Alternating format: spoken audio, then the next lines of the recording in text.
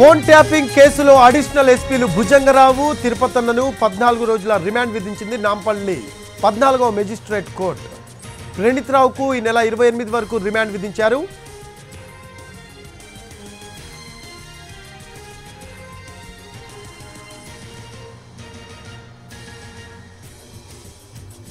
Phone tapping కేసులో additional ఎస్పీలు భుజంగరావు తిరుపతన్నను 14 రోజుల రిమాండ్ విధించింది నాంపల్లి 14వ మెజిస్ట్రేట్ కోర్టు.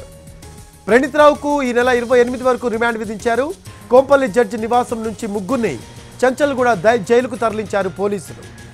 ప్రణీత్ రావుతో పాటు అడిషనల్ ఎస్పీలు భుజంగరావు తిరుపతన్న కూడా ఫోన్ ట్యాపింగ్ వ్యవహారంలో కీలకంగా వ్యవహరించారు. గత ప్రభుత్వంలో కొంతమంది వ్యక్తుల కోసం పనిచేసినట్లు గుర్తించారు పోలీసులు. ఫోన్ ట్యాపింగ్ సమాచారం కొంతమందికి చేరవేసినట్టు దర్యాప్తులో తేలింది. ట్యాపింగ్ డివైజ్లతో పాటు హార్డ్వేర్లను ధ్వంసం చేసినట్లు తేల్చారు. ప్రణీత్ రావు ఇచ్చిన సమాచారంతో నిన్న 8 గంటల పాటు ఇద్దరు అడిషనల్ ఎస్పీలను ప్రశ్నించిన అనంతరం అరెస్ట్ చేశారు పోలీసులు. సీఎం రేవంత్ రెడ్డి ఇంటికి సమీపంలోనే ఆఫీస్ని ఏర్పాటు చేసుకుంది ప్రణీత్ రావు అండ్ టీం. అక్కడి నుంచే రేవంత్ రెడ్డి ఆయన సోదరులు, బంధువులు, మిత్రుల ఫోన్లు ట్యాప్ చేసినట్లు గుర్తించారు.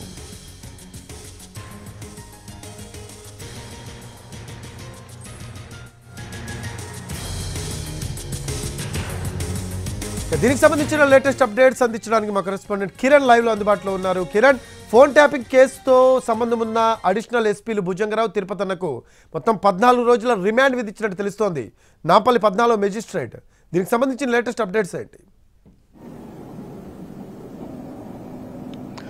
రైట్ రఫీ, కొద్ది నిమిషాల క్రితమే కొంపల్లి మెజిస్ట్రేట్ నివాసంలో ముగ్గురు నిందితులను పోలీసులు హాజరుపరిచారు. అయితే ఇటు భుజంగరావుతో పాటుగా తిరుపతన్నకు 14 రోజుల పాటు రిమాండ్ విధించింది. అయితే ప్రణీత్ రావుకు కూడా అంటే ఈ నెల 28 వరకు రిమాండ్ విధిస్తూ మెజిస్ట్రేట్ వాడు రిమాండ్ విధిస్తూ తీర్పునివ్వడం జరిగింది. ప్రస్తుతానికి మనము బోయిన్పల్లి రోడ్లో ఉన్నాము. కొద్ది నిమిషాల క్రితమే కొంపల్లిలోని మెజిస్ట్రేట్ నివాసంలో ఈ ముగ్గురిని హాజరుపరిచిన తర్వాత పోలీసులు ప్రస్తుతం అయితే ఈ ముగ్గురిని కూడా చంచల్గూడ జైలుకి తరలిస్తున్నారు. ప్రణీత్ రావు, అదనపు ఎస్పీ భుజంగరావు అలాగే తిరుపతన్నలకు 14 రోజుల పాటు రిమాండ్ విధించింది నాంపల్లి 14వ మెజిస్ట్రేట్ జడ్జి ఎవరైతే ఉన్నారో.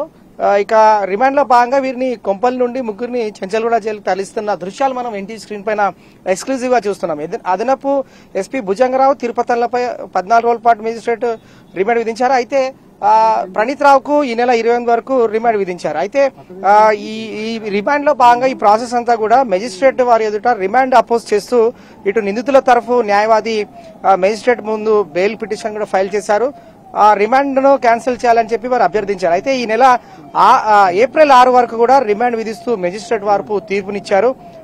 వారి దగ్గరున్న ఎవిడెన్స్ కావచ్చు అదంతా కూడా పీపీ కూడా ఇటు నిందితుల తరఫు న్యాయవాదితో ఏకీభవించలేదు. అయితే తిరిగి మంగళవారం రోజు కూడా బెయిల్ ప్రొసీడింగ్స్ చేస్తామని నిందితుల తరఫు న్యాయవాది వారు మాట్లాడారు. అలాగే రిమాండ్ లో భాగంగా కొంపల్లి నుండి ముగ్గురిని చంచల్గూడ జైలుకి తరలిస్తున్న దృశ్యాలు మనం చూస్తా ఉన్నాం.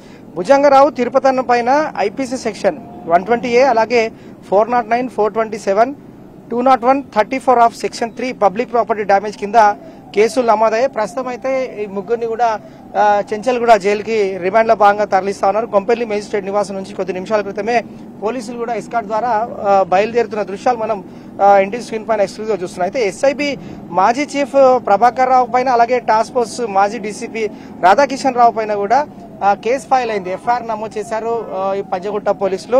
ముఖ్యంగా ఇటు ప్రణీత్ రావు అరెస్ట్ తర్వాత వీరంతా కూడా ఇటు రాధాకిషన్ కావచ్చు అలాగే ఎస్ఐబి మాజీ చీఫ్ ప్రభాకర్ రావు విదేశాలకు వెళ్లడం అనేది ఇప్పుడు ప్రస్తుతం చర్చనీయాంశంగా మారింది. అయితే ప్రభాకర్ రావు అమెరికాకు వెళ్లడం, రాధాకిషన్ రావు లండన్ వెళ్ళినట్లు తెలుస్తుంది.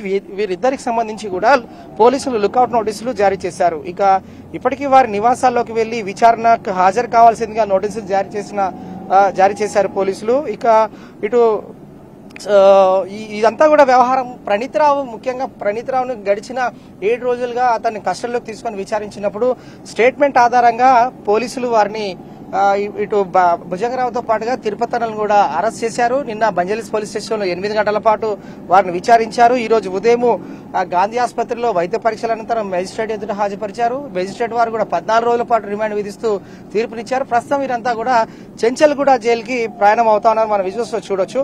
ఇక ఈ ఎంటైర్ ఎపిసోడ్ అంతటి కూడా పరిశీలిస్తే ఫోన్ ట్యాంపింగ్ వ్యవహారంలో ఈ ముగ్గురు చాలా కీలక పాత్ర పోషించినట్టు తెలుస్తుంది.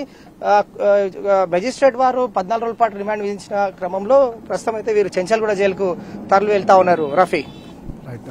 Thanks for updates Kiran.